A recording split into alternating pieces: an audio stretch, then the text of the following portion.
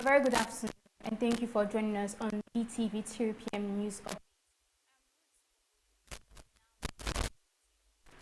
The Joint Task Force Operation Enduring Peace has reaffirmed its dedication to promoting peace and unity in Plateau State through continued university community engagement. This was highlighted at the grand finale of its Peace and Unity football competition held in Magu local government area. As part of the initiative, the force also launched the distribution of writing materials to school aimed at encouraging education and fostering harmony among young people. The report.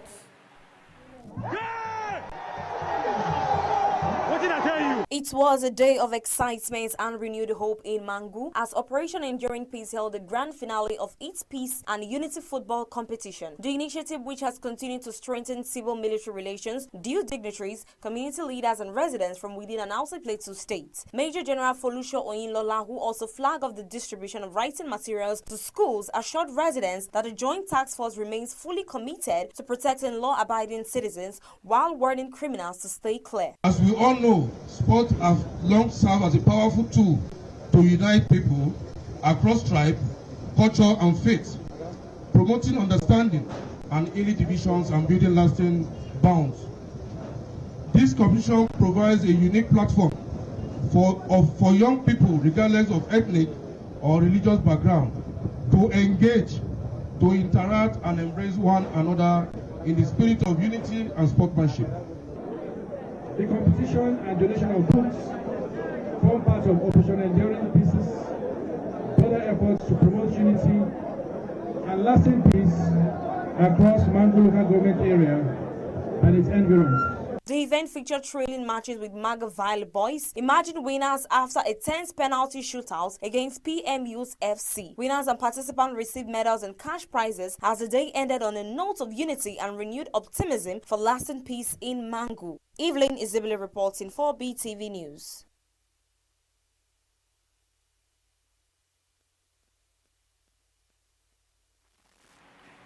In Enugu State, police operatives have arrested an armed robbery suspect wearing a National Uniform Service Corps uniform along the Enugu-Onitsha Expressway. Investigations revealed that the suspect broke into the victim's residence, used a gun-like object to threaten and rob the victim of recovered items, and later disguised himself in an NYC uniform to evade security checks. However, he was apprehended while attempting to flee on a motorcycle. The Commissioner of Police, Enugu State Command CP Madagiwa, confirmed that the suspect will be arraigned in court upon the conclusion of the investigation.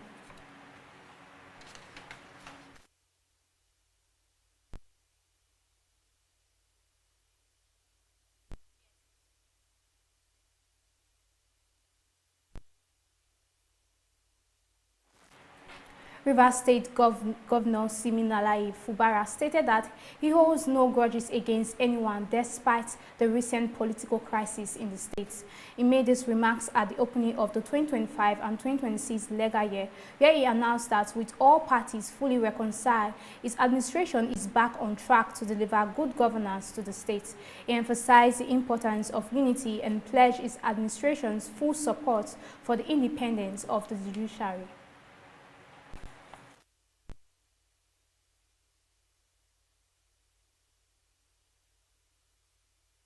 We are marking a new beginning after the reconciliation and peace in our state, and I strongly believe that whatever we have lost, now that we're together, we will regain those grounds. The progress and development that we have all yearned for, I strongly believe that we will not deviate from it. We will work as a team, the executive, the legislature, and also the judiciary, and every stakeholder to make sure that the dream, that River State that we all dream of, we will attain it by the grace of God.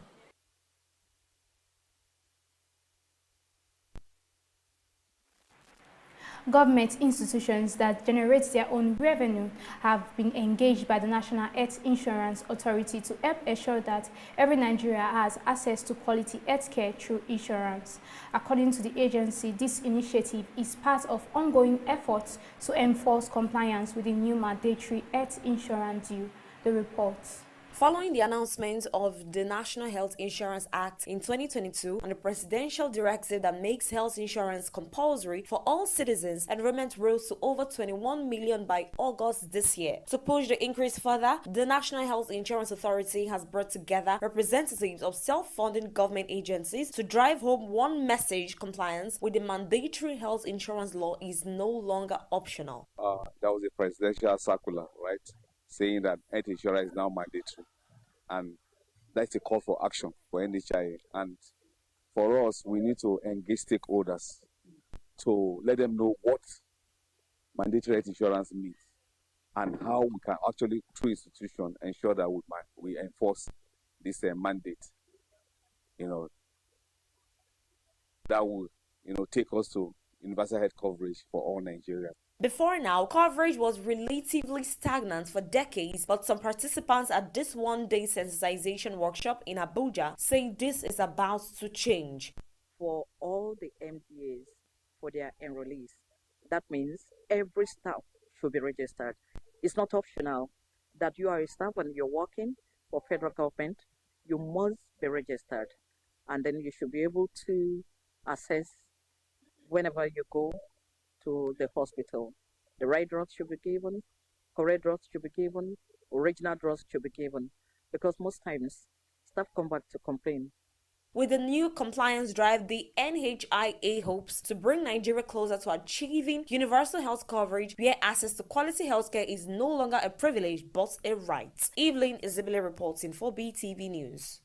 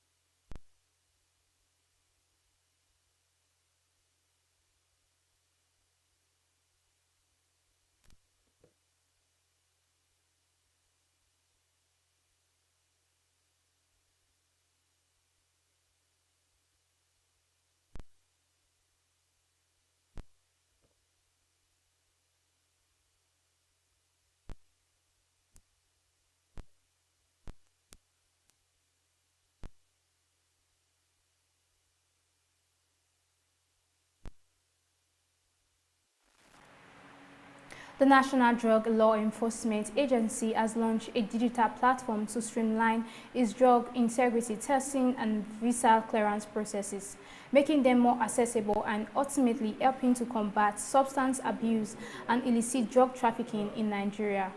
In a statement by the LNDELA Director of Media and Advocacy, the Chairman and Chief Executive Officer, Mohammed Buba Mawa, declared that the symbolic launch marks a paradigm shift in the fight against substance abuse and illicit drug trafficking. Represented by the agency's Secretary, Shedrack Aruna, Mr. Mawa said that in line with the President Bola Tinubu's renewed hope agenda, the agency has maintained an aggressive, balanced and uncompromising approach to tackling the menace of illicit substance, focusing on two critical fronts: drug supply reduction and drug demand reduction.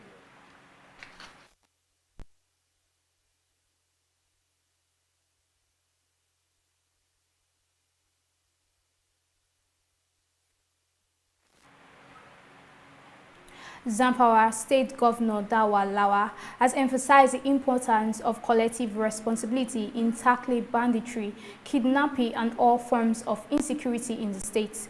He noted that although attacks on communities have declined, greater efforts are still needed from everyone to completely eliminate the threat. During the State Executive Council meeting, Governor Dawa Lawa reminded all stakeholders that combating insecurity in Zamfara State is a shared responsibility of its administration. He emphasized that the fight against insecurity requires collective efforts. The meeting also addressed other critical issues including security, education, health, and infrastructural development. Additionally, Governor Lawa urged council members to promote strong working relationships and collaboration with other political appointees and elected officials to ensure effective governance.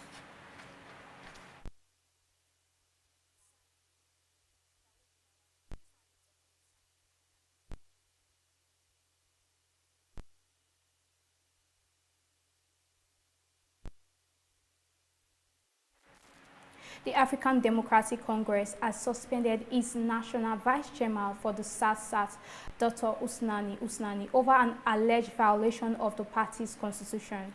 The decision was made following a meeting of the State Working Committee of the ADC Cross River State Chapter. In a statement released today, the party state publicity secretary stated that Dr. Usnani's recent action were not in line with the provisions of the ADC Constitution. The statement explained that the State Working Committee extensively deliberated on several petitions and reports accusing the party's vice chairman of engaging in anti-party activities in subordination to constituted authority and other actions capable of damaging the image and electoral prospects of the ADC.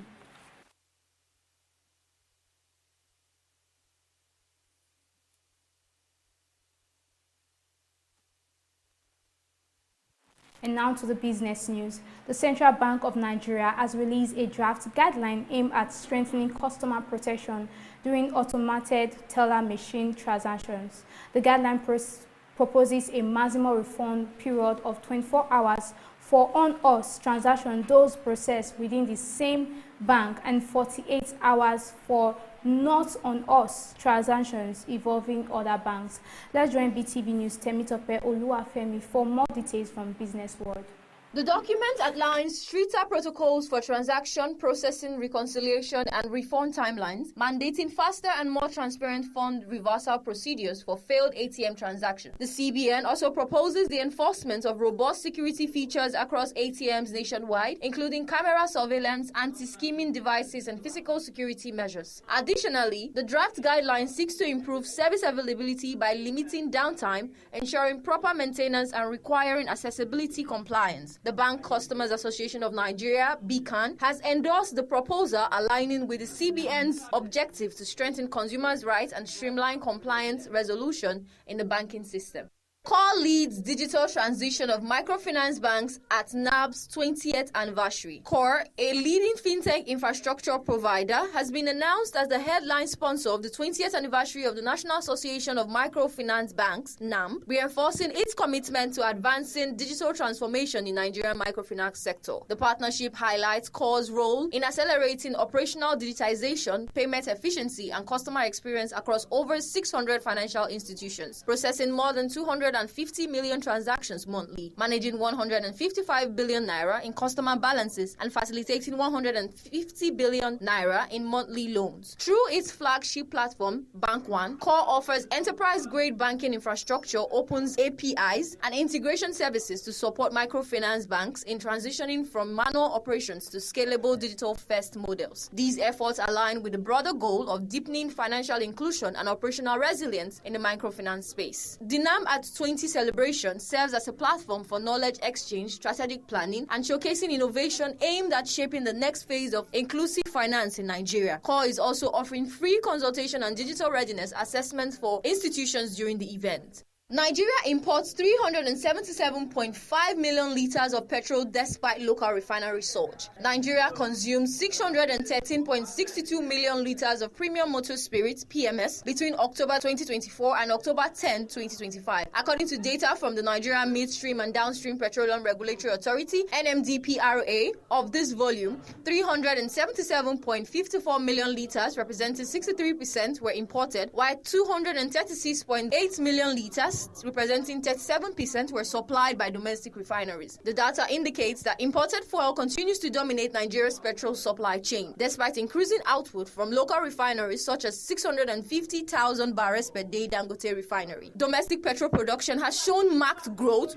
rising from 9.62 million liters per day in October 2024 to 18.93 million liters per day by October 2025, nearly doubling within a year. The continued reliance on imports, despite being the largest crude oil producer in Africa, highlights structural and policy challenges in achieving fuel self-sufficiency. Industry stakeholders are urging the federal government and relevant regulators to create policies that guarantee 100% crude oil access for local refiners, which is expected to lower pump prices and enhance fuel availability.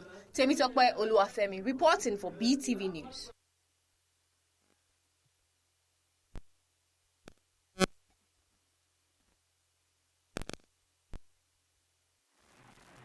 Lagos State Center for Legal and Supports Image Rehabilitation, in partnership with the Harvest African Empowerment Foundation, has successfully held the official handover ceremony of 100 school desks and chairs produced by the Medium Security Custodial Center. This furniture is expected to benefit children in the undeserved Makoko community, marking a significant milestone in CELSA's Empower projects. The ceremony held within the custodial facility brought together representatives of the Nigerian Correctional Service, partners, and the CELSAR team. The event highlighted the creativity, discipline, and commitment of incarcerated individuals who have undergone vocational training in carpentry as part of their rehabilitation and re-entry process. Like a marketplace, an untapped resources just here. So if we can tap into this place as well, I'm very sure that the market income and everything, the trajectory will be very, very high. Speaking at the event, Joke Aladisami, the executive director of CELSAR, emphasized that the Empower to Rebuild project is designed to bridge the prison to community gap by empowering justice-impacted persons with practical skills. The main essence of that program is to bridge the gap between the community and the prison by empowering justice-impacted persons to deliver some sort of value to the society so that the society can start seeing some good. And for us, it's not just about the tables and the chair, it's actually for the purpose of rehabilitation. It's already an answer for you to know what success is. They feel successful, they've done something good, and the expression on their face, they look different from every other person. If we were to be in their position also, we will feel important and we will feel like we've succeeded in something. So they've done a very good job. Officials from the Lagos State Command of the Nigerian Correctional Service commended this project, describing it as a laudable example of the potential that lies within the facilities. Our mission is to fight hunger and improve education for underserved communities in Africa. So with that in line, this project is a testament to their educational abilities that have been improved over time. The handover event reinforces the message that correctional centers can be spaces of transformation and community service. Through the Empower to Rebuild project, stakeholders pledge to continue fostering dignity, productivity, and social responsibility, proving that with the right support, everyone can rebuild and give back again. Evelyn Isabelle reporting for BeeTv News.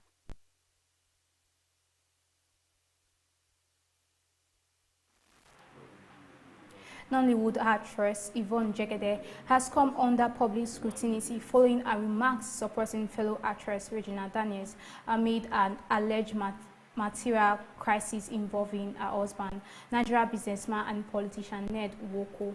Let's join BeeTv News Evening Isibili for more details from the entertainment world. Jegede posted on her Instagram platform advising Daniels to prioritize the safety and mental health being in light of unverified reports of domestic abuse within the marriage. Her comments were interpreted as a call for Daniels to leave the union if violence was indeed present. The post triggered a wave of reactions online, with critics accusing Jegede of interfering in a private matter. Others questioned her motivation, suggesting it was an attempt to insert herself into trending discussions for attention. In response, Jegede Jegede reaffirmed her stance, dismissing the criticism and standing by her public statements. As of the time of this report, neither Regina Daniels nor Ned Nwoko has issued an official statement regarding the alleged domestic issues. There is no independent confirmation of the abuse claims circulating on social media. In another development, British YouTuber and BMX athlete Ryan Taylor has shared details about his former relationship with Nigerian disc jockey and music personality DJ Cuppy, highlighting cultural and professional differences as factors behind their separation. In a recent podcast interview, Taylor stated that the engagement, which was made public in December 2022 after a brief period of dating, ended due to unresolved issues and conflicting values. He claimed that DJ Cuppy expressed reluctance to work with Nigerian personnel in some of his professional projects, which he identified as a significant source of disagreement. Taylor clarified that there was no contractual agreement such as non-disclosure clauses during their relationship, and he viewed the experience as an opportunity for personal growth. The pair's relationship, once widely publicized on social media, had sparked public attention after their unfollowing of each other on Instagram in 2023, which prompted speculation of the breakup. Neither DJ Cuppy nor her representatives have responded to Taylor's recent claims at the time of this publication. Kenya-based woman Helen Ati, who previously alleged that Nigerian businessman Cubana chief priest fathered her child, has publicly demanded child support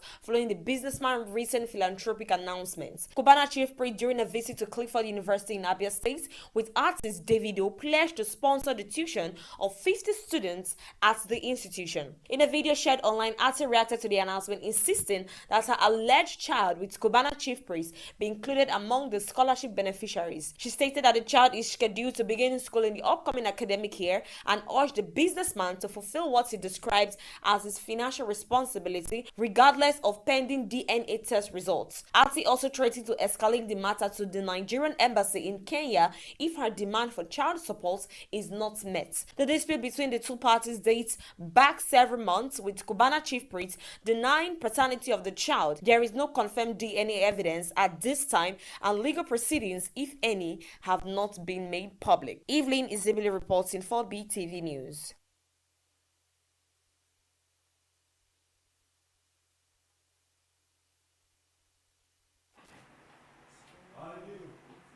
And that'll be all on our 3 p.m. news. Join us later on our 6 p.m. major news. Thank you. I am Ruth Ogbodu.